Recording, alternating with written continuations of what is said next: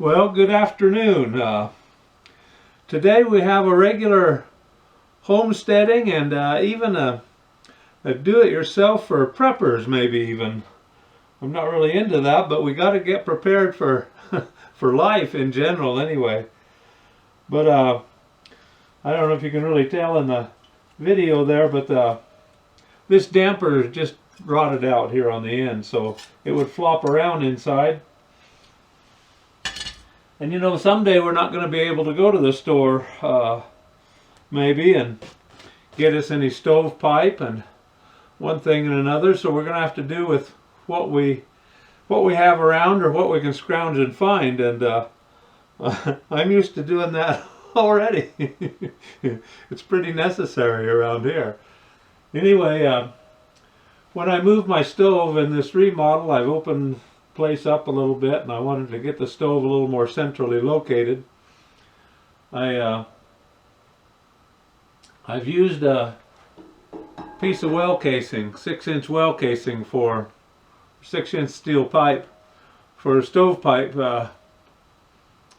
The factory blue pipe, it just rots out really pretty quickly, and so might be in the middle of the winter and you're not have a lot of extra money around.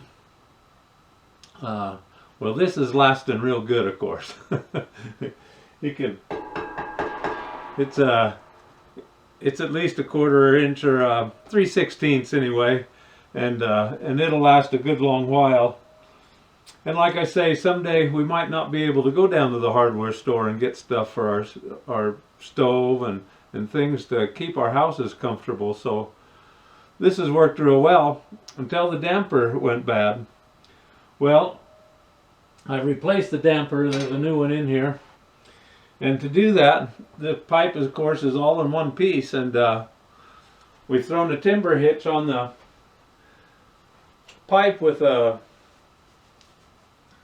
chain and lifted it up with the handyman jack. And now we're going to put it back down because we've got the new damper in and it's ready to go back. And of course, the thing with the handyman jack is it's going to actually do its thing. Yeah, it's doing its thing. A lot of times they get a little gummy and spray some WD-40 on them, get the pins cleaned out. But as you can see, that's going right down.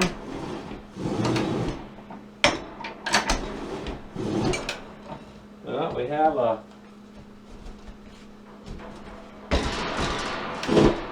there we go. Yeah. Is that fun or what? I tell you, when I first put that pipe in, this pipe, it was a bit of a struggle because I had to put it up through the roof jack in the snow roof and then down through the support box here where there is a thimble that would suffice and protect as a triple wall pipe would up in the support box, but this just goes straight through it. So I had to lift it up in through there and then drop it down through here. It's the only way it would fit in the roof, of course, but that is how I install a new damper. Well, God bless you, and be good, little Boy Scouts. Always be prepared. God bless you.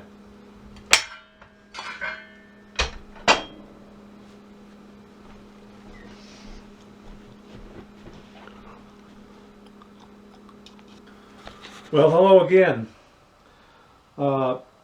I was cleaning up around here and I thought maybe I might give you some tips. There's probably some of you that are really new to wood stoves and wood heating, and there's some safety things that you might not think about. And I know just with barbecues and stuff, a lot of homes are burnt down when they clean out the barbecue and set the ashes in the garage. And always find yourself a good pail to clean the ashes out. You know, they have fancy ones that are, you know, fireplace pails. That you don't need that. You can find one like this in a junkyard.